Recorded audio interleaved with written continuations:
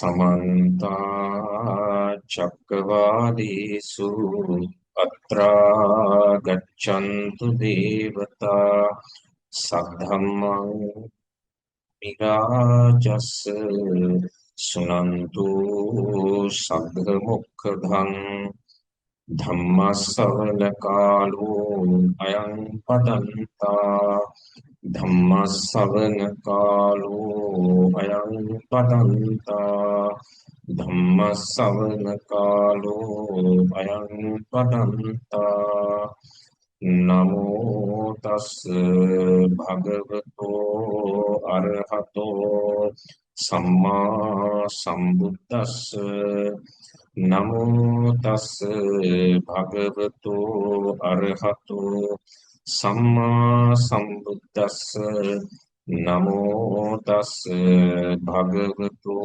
अरहतो सम्मा सम्बुद्धस्स यं पमानकतं Khammam नतं तत्रावतिष्ठति नतं तत्रावशिष्यतीति.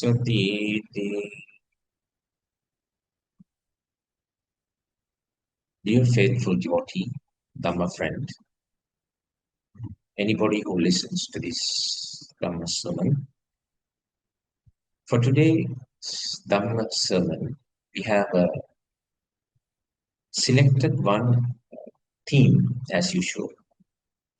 As you know, that this series of Dhamma discussions, Dhamma talks, is organized by the Vishwaniketan International Peace and Meditation Center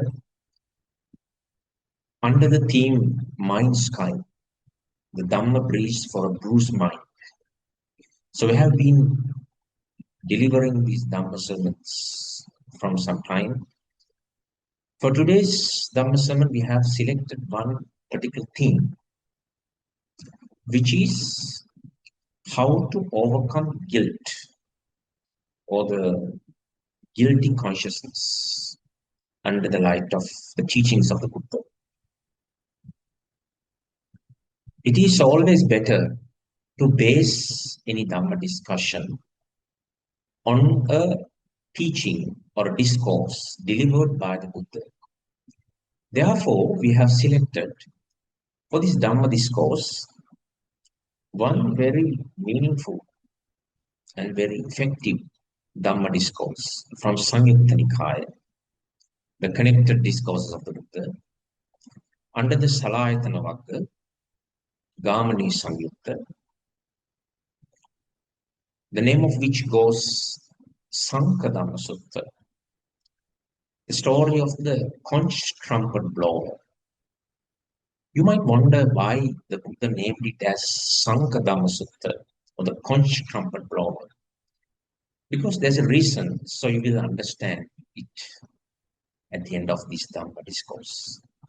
Therefore, Dhamma friends, let us dive deep into this Dhamma discourse under this particular theme that we have already mentioned of. When Buddha was living in Nalanda, the Pavarika Grove, this discussion took place. Before we start discussing this Dhamma discourse, dear devotee, I would like to set the setting like this. We know that not only Buddhism, but also religions like Jainism, they talk about these moral consequences of the karma, the action of the person, but in different way.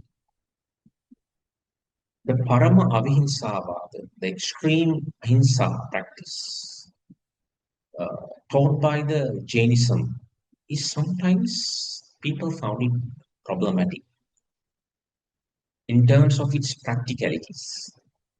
But when it comes to Buddhism, dear devotee, Buddha always looked at problems, situations in a realistic way.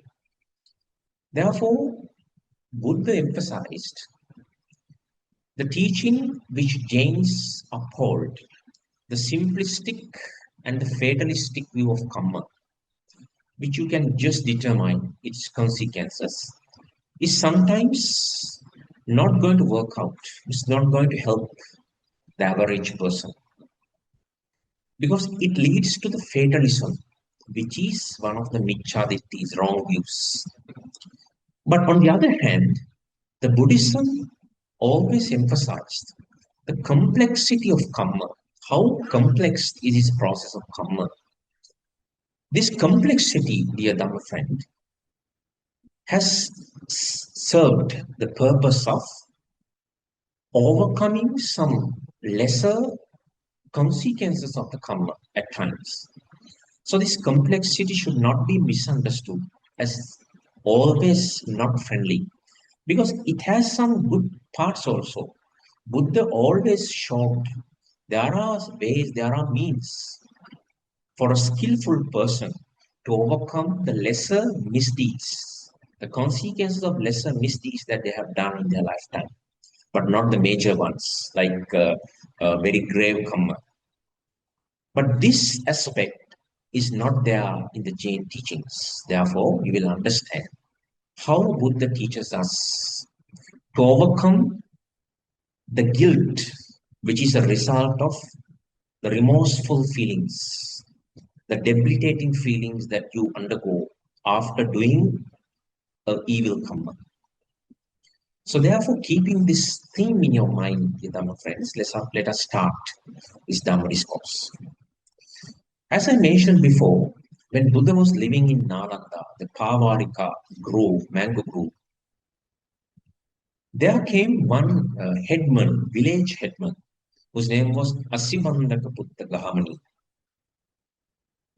He came to the Buddha and he paid homage, he respected and venerated and sat aside. There's always a tradition of the Buddhas to talk first, whoever comes to them. Then Buddha addressed him, Gamani. I know that you are a follower of Nigantanatha Buddha, or the Jain Mahavira. What does your teacher, the Nigantanatha Buddha, teach us to his followers or to his disciples, basically? That was Buddha's very open-ended question. So Gamani said, Dear Venerable Master, our teacher Nigantanatha Buddha says, all those who commit killing of animals, all those who steals, all those who engage in illicit sex or the sexual misconduct, all those who engage in false speech or telling lies, all of them are destined to the hell. They are destined to the states of deprivation. They are destined, they are doomed to the apaya or niraya. Yam bahulang viharati tena tena niyati. The thing they keep doing frequently, on that basis only, their next birth is determined. That is a teaching of our teacher Nigantanatha Buddha, dear master. So after having this, having heard this reply, dear Dhamma friends, which goes, Yo pana matipateti sabboso apaiko nereko. Those who takes life, they are destined to the apaya or niraya, the lowly states. And yambahulam biharati tena tena niyanti. The thing that they keep doing frequently throughout their life, based on that only, their next life is determined. After having these two aspects of teaching, dear devotee, Buddha said, if Gamani, if what your teacher says is right, which I just mentioned, then there would be nobody who would be going to the hell after their death. To make it simple, dear Dhamma friends, if what Nigantanatha Buddha says is right, what is that? Anybody, all those who commit all these four evil deeds that I just mentioned are destined to the hell. It's unavoidable that they are going to the hell. And the thing that they keep doing frequently, on that basis only, their next birth is determined. If that is true, Buddha says, nobody would go to hell. Nobody would go to the Nirayavapa. So when you hear this, dear Dhamma friend, you might wonder, is it really the case? Is it something practical teaching? Or its counter aspect is right? But this point, dear Dhamma friend, Buddha very cleverly explained in this way. Gamini, I will ask you one question. This is a rhetorical question. Okay, you answer me as you wish. Gamini, what do you think? If there's a person whose profession is killing animals or slaughtering animals, through day and night, he would keep engaging in his profession. What is that? Killing animals. So, according to your opinion, what time is more? The time he spends killing animals or the time he spends not killing animals? Then the Gamini said, surely one day, according to my understanding, if he is a busy animal slaughterer or the butcher, the time he spends without killing animals is more in comparison to the time he spends killing animals. Then Buddha asked the same question in terms of these next three evil deeds. What are they? If there's a person who steals by profession, what time is more, dear Gamini? The time he keeps stealing things or the time he keeps not stealing things? The same answer came from the Gamini.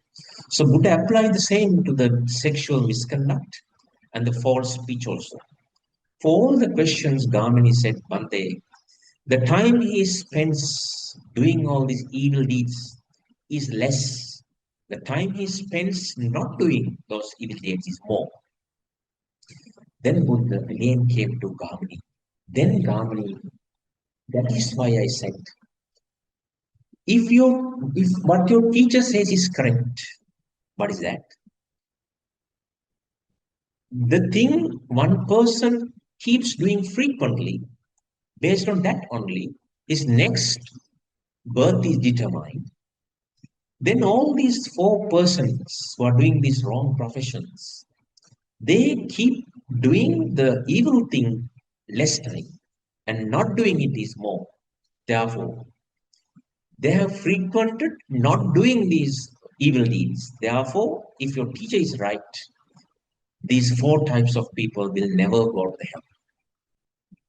Then Gamani understood the gravity of this wrong view that he had been fostering and nourishing and nurturing this long.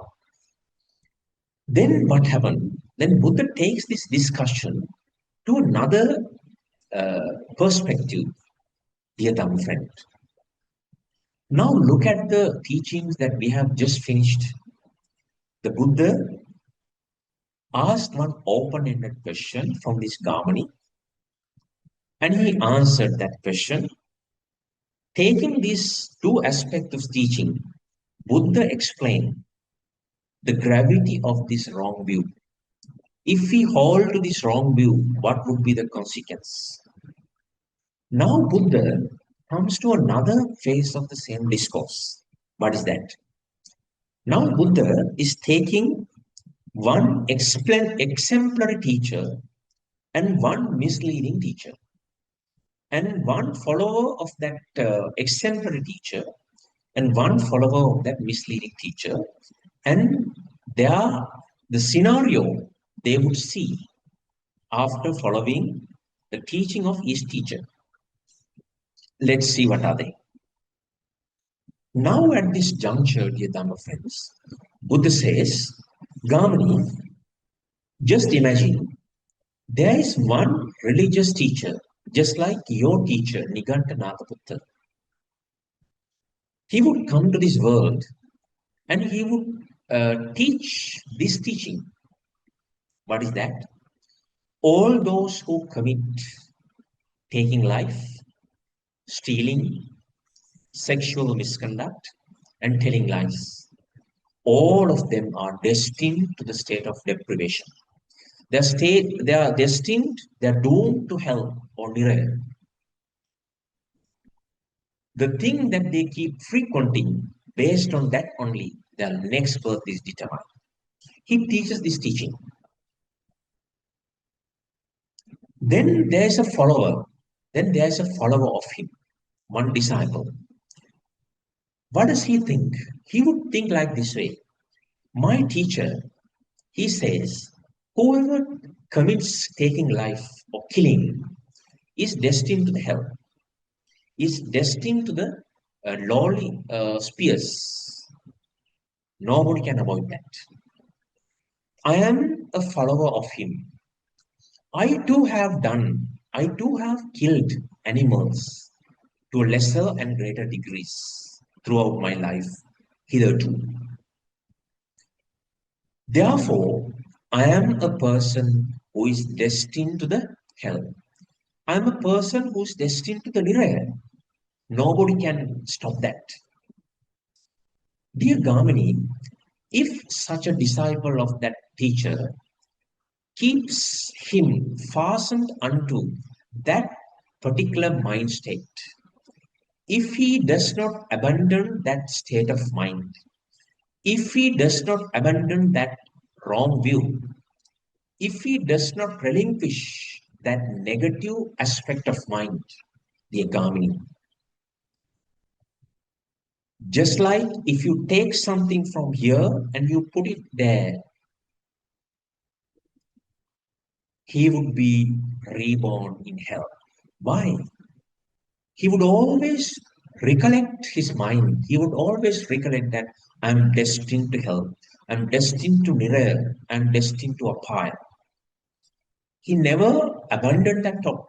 Therefore, even at the deathbed, the last moment of his life, this debilitating thought, the thought which weakens his mind, comes to the surface and it takes him to the niraya. Yathabatham nikito evam niraye. These are the very words of the Buddha. Buddha says, Yathabatham nikito. Just like you take something here and put it there, you are driven to the apaya, you are driven to the hell. Then, after telling this negative scenario of this following of teaching, dear Dharma friends, then Buddha comes to the positive scenario of the same case. What is that? Then Buddha tells Gamini, dear Gamini, there arise a Tathagata in this world, just like myself.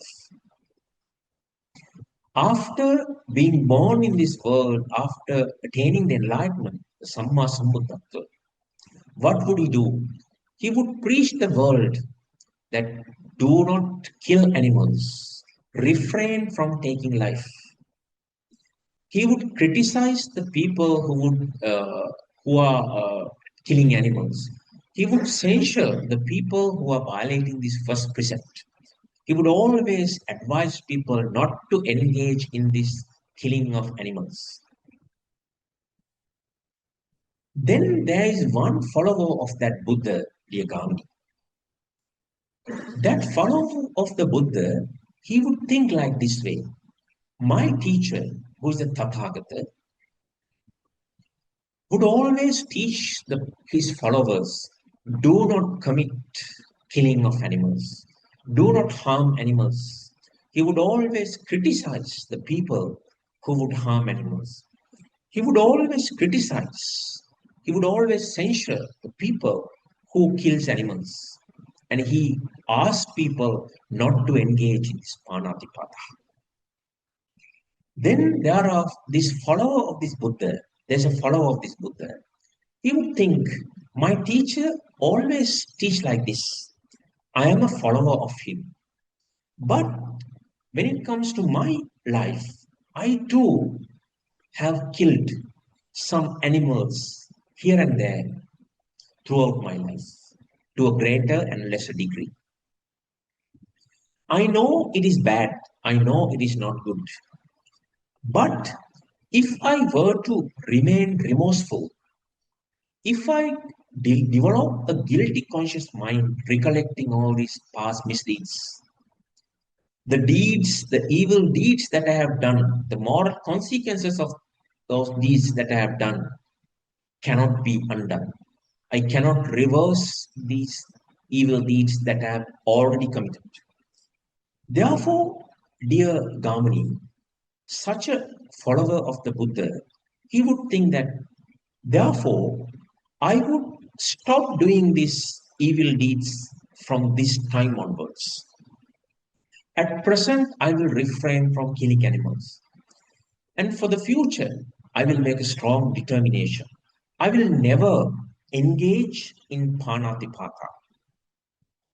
Not only in this panatipata, dear Dhamma friends, for all this adinnadana, that is stealing, and kamesu michachara, sexual misconduct, and musavada, the false speech. In terms of all these three evil deeds also, dear Dhamma friends, such a follower of the Buddha would make a strong determination not to do that in the future and at present alike. Then, having determined so, dear Gamini, Buddha says, this is the way he abandons this evil deed of his life. Abandoning means giving up. And there's another word Buddha uses. This is how this is the way how he transcends pahana. That means he will relinquish that evil deed forever. That is called transcending. So this abandoning and transcending are two different things. We can abandon things temporarily, but if you transcend that, that means you would not do it under any circumstance. This is how this abandoning would take place, dear Dhamma friends. Now, from this, the story of this exemplary teacher and the misleading teacher, you would know, you would understand, you might understand that how positive the teaching of Buddha in comparison to that of the Nigantanatha Buddha. Why? Buddha teaches how to overcome this guilt of thinking the evil consequences of the bad things that you have done in the past. And not only overcome this guilt, dear Dhamma friends, as Buddhists, as proud Buddhists that who are followers of the Buddha, there has to be one way, there has to be some means to overcome the past misdeeds, which are surely that we have to confront in the future. Because if we have done any papakamma, surely we have to face the consequence.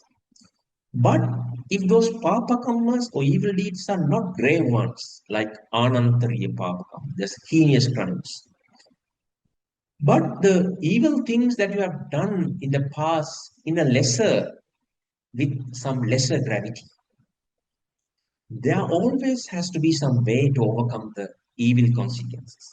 The Buddha showed in this sutta one way that you can overcome or minimize the damage. In what way? Having related the story of the exemplary teacher, dear Dhamma friends, Buddha says, such a person who has already abandoned these four evil deeds and who have transcended all these four evil deeds, he does not stop there. He would extend the same application toward the dasa akusala kamma also. What are the dasa akusala kamma, 10 evil deeds? We have already described four evil deeds. Three of them are done by the body. One of them are done by the speech. But there are six more.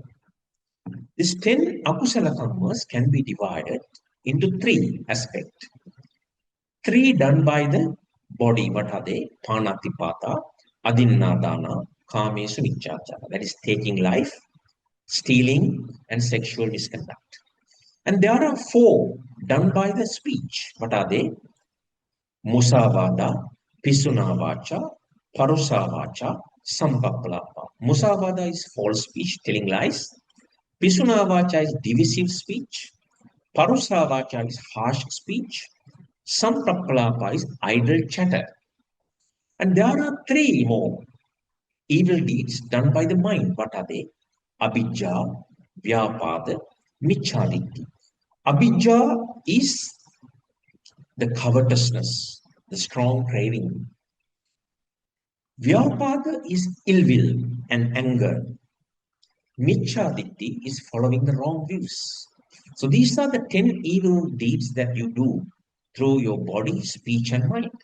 So Buddha says, such a person who is now determined to abandon these four evil deeds we have just mentioned in this sutta, and who has already transcended these four evil deeds, would extend the same application towards the next six.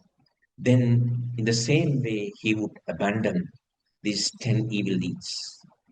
He would transcend these 10 evil deeds. Having abandoned and having transcended all these 10 akusala kammas, dear Dhamma friends, and also taking another three, taking the three evil deeds that you have done from your mind. What are they? Abhijja, Vyapada, and Michaditti. Thus, you have developed the opposite aspect of them. What is that? What is the opposite of Abhijja? That is generosity, with unlimited generosity. And Vyapada, opposite of Vyapada is loving kindness, with unlimited, boundless metta. And the opposite of wrong view, that is a right view, with so much clarity and compassion in your mind. Such a person would live pervading one direction of this cosmos. What is that? That is the East. He would extend the unlimited, unbound, with no enmity, with no restrictions, the all-pervading the thought of metta to that direction. And in the same way, he would extend that to the south. He would extend that to the west. He would extend that to the north and upward and downward direction and almost every corner of this cosmos. He would extend his loving kindness boundlessly, limitlessly. There's no space his metta, the thought of metta would not reach. Such an expansive mindset he would grow. Such expansive thought of loving kindness he would develop. And when he develops this metta, Buddha uses one example to show how cleverly, how effectively he spreads this metta. Now, this is the juncture, dear Dhamma friends. We need that example of the title of the discourse. What is that? Sankha Dhamma Sutta. The example of the conch trumpet blower. So Buddha says, just like a skilled, energetic conch trumpet blower in ancient India, who would climb up a big mountain and who would go to the top of the mountain and he would take his conch trumpet and he would blow it very soundly, very effectively. And he would give one message to all four corners of the area with very less energy, with less difficulty.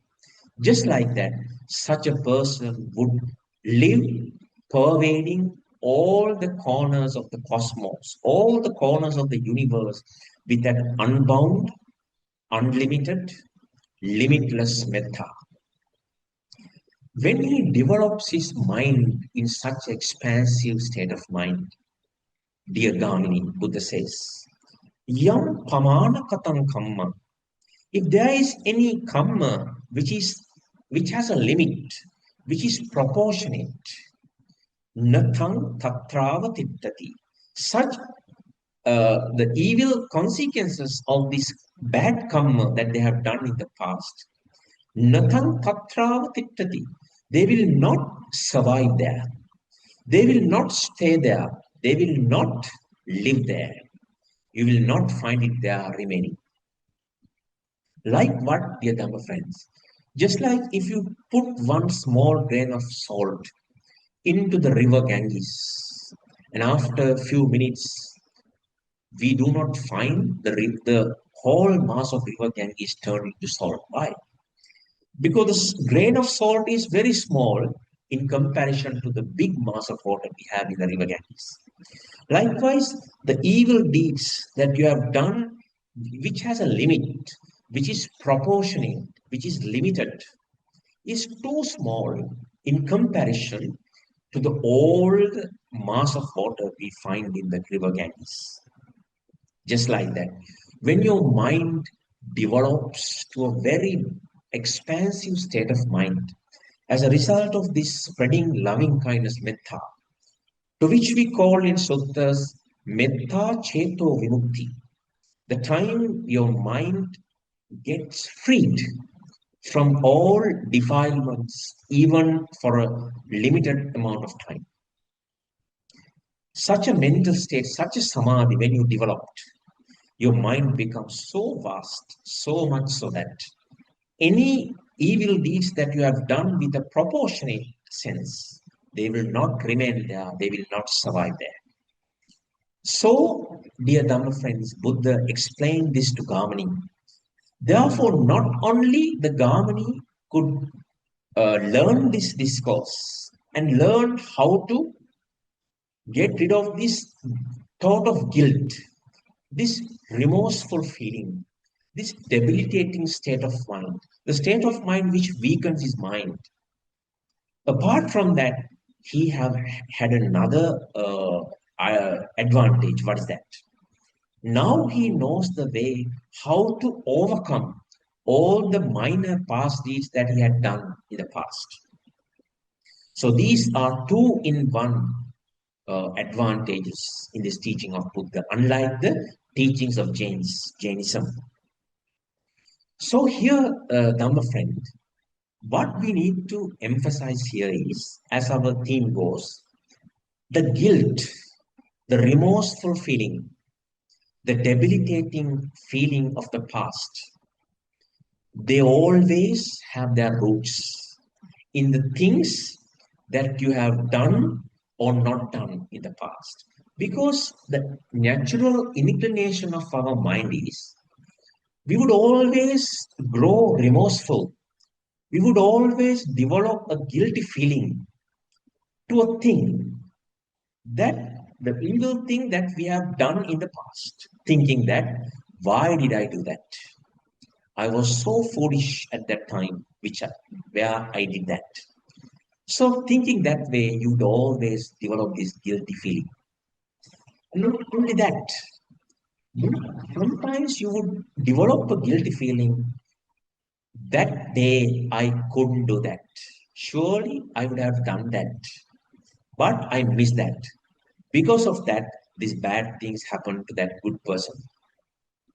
Thinking that way, thinking about a thing that you could not fulfill in the past, you would always feel guilty. This happens mostly when children do not treat their parents well. After the passing away of their parents, now they develop the guilty feeling. I did not serve my mother and father the way which they really needed to. So now they are gone. Now they are dead and gone. Now I can't do that. Thinking this way, he would grow this guilty feeling. That is why I told you, dear Dhamma friends, you would always have this guilty feeling. They have the roots in your past for the things that you have done and also you have not done. Therefore, Buddha said in this teaching, in this sutta, when you have done some evil deed in the past, the first thing that you have to admit is you should admit that, yes, I have done that misdeed. then you should know that I know that it is bad. I know that it is not good. First, you admit what you have done. Because admitting does not do any harm to you. Because anyway, it is dead and gone. That done is done, that deed belongs to the past. Then after that, what you can do is now you can make a strong determination to stop frequenting that evil deed in terms of the present. And also you can make a determination, I will not repeat that bad deed in the future. This is the thing Buddha says, it is abandoning. Abandoning means giving up. I will give up this, doing this evil deed in terms to the present and to the future. That is called abandoning. But abandoning is not a permanent solution for this misdeed. Why? Because in our next lives, in the time to next life also, you might continue with this evil deed. Then it should take transcending. Transcending means, dear Dhamma friends, prahana, pahana. Pahana means not alleviating, you are removing it for life. So alleviating is for the temporary basis, but if you remove that, transcend that, that means you are developing your mind to the state of Sotapanna. You know that for a person who had attained the state of Sotapanna, he would never do a misdeed which would carry him to hell. What are they? These are the 10 misdeeds that we have just mentioned. That is called Dasa Akusaladam, Panatipata, Adimnadhana, Kamesu Michachara, Musavada. And Pisunavacha, Parusavacha, Sampapalapa, Abhijja, Vyapada, and Michaditi. These are the 10 evil deeds. Buddha says the person who had attained the Sotapanna, he would never commit these evil deeds which takes him to the hell, the lowly state. Therefore, this is called transcending. Therefore, remember this abandoning is not enough as salvific people, as salvific followers of the Buddha, because we should always go towards the Nibbana. We should not satisfy with abandoning. Then, after abandoning in terms of present and future, then you have to work out your salvific path until you reach the transcending, that is prahana. For that, dear Dhamma friends, the Buddha always taught you a path which has three main aspects. What are they? Sila, Samadhi, and Panya. So you have to start with Sila, that is virtue. If you are a layman, you can always stick to the 5 precepts. You can make a strong determination under any circumstance, under any rate. I would not violate these 5 precepts. That is your sila. If you are a monk, if you are a nun, you have your different silas, upasampada sila or savanera sila. So you have to stick to your sila. That is fulfilling the virtue. Then without stopping there, you have to develop one bhavana magga or the meditation route. You have to select one meditation and keep that developing as in a regular basis. Be it a samatha bhavana or vipassana bhavana, it doesn't matter. You have to stick to that meditation starting from samatha or directly starting from vidarshana. You have to keep developing that meditation route. So that is sila, and then comes the samadhi. So when you develop this meditation, your one-pointedness, the concentration of mind, will reach to some extent. There, at any point of your bhavana route, the meditation route, dear Dhamma friend, you have to turn towards vipassana. So there comes the way that you develop the panya, that is wisdom. So when you recollect, when you reflect on anything that you experience in this world in terms of the tilakkana, which is anicca, dukkha, and anatta, the impermanence, the unsatisfactoriness, and the soullessness, that is called vipassana. Then this is the path to vipassana or the developing the wisdom. When you keep developing the wisdom, dear friends, there you arrive at the stream of Nibbana, which is called the stream enterer, the Sotapanna. The Sotapanna and the Sakadagami and Anagami and Arahant. The stream entrance, the once returner, the never returner, and the Arahantship. This is the end of the whole mass of suffering. Therefore, dear friend, now it is very clear for us that in comparison to the Jainism and Buddhism, only the followers of Jainism has a very little, very limited benefits of following that teaching of his teacher. What is that? After hearing that all those who commit all these four misdeeds would surely go to hell, by the fear of hell, they would refrain from doing that. So we have to admit that that is to some extent a good thing, because at least he would refrain from doing these evil deeds. But dear Dharma friends, this simplistic and fatalistic teaching of Jainism, which says if you do this, surely this is the consequences. Nobody can change the karma. But on the other hand, but in contrast to that teaching, dear Dharma friends, Buddha says, if you are a powerful person, if you are an energetic person, if you are a determined, a person with a strong determination, if you have this very strong personality with you, you are a person who can change the karma even. So that is why the Buddha says Buddhism always welcomes. Buddhism always welcomes, Buddhism always appreciates one's willpower, one's energy to change or transform bad things to the good things. This all fatalism called Niyativada is by all means rejected by the Buddha. This determinism is not good for one's journey to salvific path. Therefore, Buddha said, rejecting that Jain teaching, Buddha said, sticking to this simplistic but fatalistic teaching is not going to help.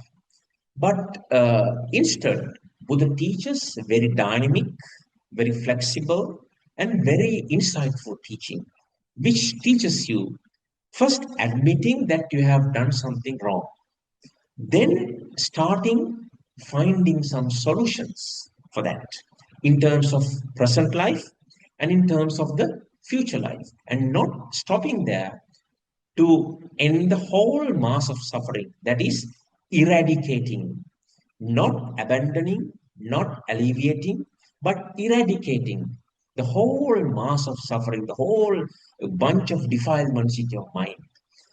To that extent, you can reach if you are a real follower of the Buddha, dear Dharma friends.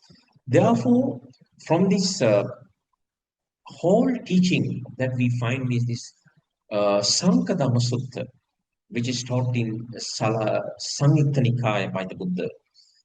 The simple message the Buddha delivers in this discourse is guilt is always has its roots in terms of the past life and the past experience of your this life for the things that you have done or not done. Because for the things that you have done, you always grow remorseful. And for the things you have not done, for that thing also you can grow remorseful. But Buddha rejected this aspect of growing remorseful or developing a guilty mind. Instead of that, Buddha gives this message. Although you have done past bad karma in your life hitherto, there's no use of repenting over them. There's no use of giving chance to appear of these debilitating, weakening feelings of your mind, which has roots in your past. Then, as a person who has a good mindset, who has a good energetic mind, you have to make a strong determination. I would stop doing that evil deed in terms of the present. and I will make a strong determination. I would never do that in future. That is the thing we call abandonment. And if you want to transcend that, you have to develop this metta, the unbound, the unlimited loving kindness. Dear Dhamma friends, we should remember that not only this metta, which we call loving kindness, has this capacity to be spread to the every corner of this cosmos. Apart from that, there are four more immeasurables to which we call appamana dhamma in Pali, which has the capacity to develop to the every corner of this cosmos. What are they? Metta we have already discussed. Karuna, mudita, and upekka. What is karuna? Karuna is compassion. That you grow some painful feelings in your heart, seeing others in danger. That is karuna. Then mudita. Mudita is you are rejoicing in others' welfare. When others flourish, you are rejoicing at heart. That is mudita. And finally, we come to the upekka, equanimity, bearing things in a very balanced mind. You would not be so over the moon when you have some delightful feelings. And you would not grow so depressed when you have some painful feelings. So you come to the middle and you bear it, you withstand them with a balanced mind. That is equanimity. So without stopping spreading loving kindness, you can spread karuna to the every corner of the world. You can spread mudita to the every corner of this cosmos. You can spread equanimity, unbound, to the every part of the universe alike with no discrimination. So by doing so, you get the opportunity to not only to abandon all these evil deeds, but also to transcend them, to reach this metta cheto vimukti, which should always make them recurrently practiced in our life. So that when your mind becomes so vast, so expansive, all these minor deeds that you have done in the past, their moral consequences will not find us opportunity to harm you. That is why Buddha says, Yam pamana katang kamma natang tatravaditati. The things that you have done in the sense of proportionate karma, the limited karma, the karmas that which has a limit, they will not find a place, but they will not find opportunity to give you some painful feelings in this unlimited state of mind, which is cheto vimukti. It could be metta, karuna, mudita, and upekka. So these are the this is the summary of this sutta, dear Dhamma friends. So we have uh, already extended this sutta in order to highlight some important points of the thematic background of this Dhammasam. What is that? How to overcome the guilt, the remorseful feeling, or the debilitating feeling, the weakening, mind weakening feeling that you sometimes grow in your mind in terms of the things that you have done in the past or not done in the past. Therefore, dear Dhamma friends, always think, always remember, always recollect this teaching of Dhamma whenever your mind grows in guilt. Why? Why we are telling this to you, Dhamma friend?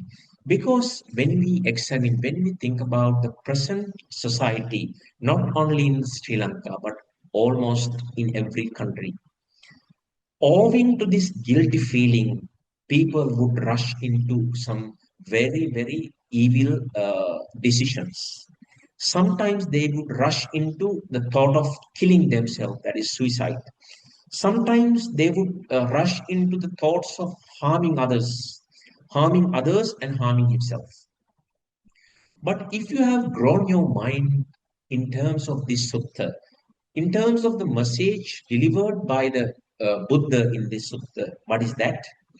First, to admit that you have done it in the past and to understand that repenting over that is not going to help.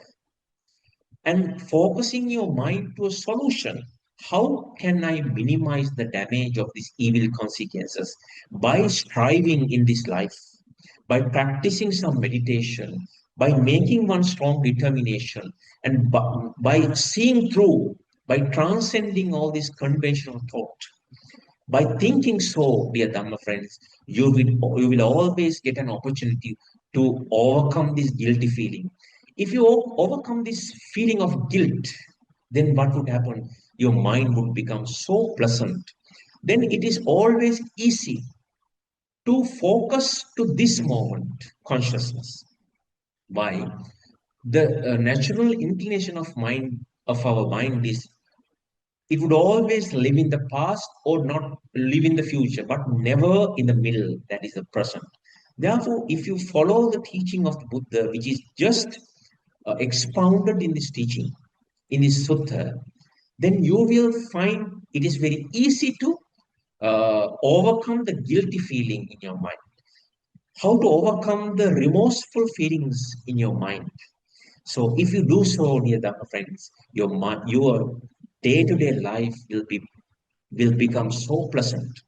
Then you will start finding it easy to face all the calamities and all the adversities that you would confront with in your day-to-day life. Therefore, dear Dhamma friends, you will make your life a pleasant place. You will make others' life a pleasant environment. And finally, you will start trading the salvific path which has its destination to the Nibbana. So with that, dear Dhamma friends, I'm not going to extend this Dhamma discourse any further. I hope you understood what we have discussed in this limited duration of time.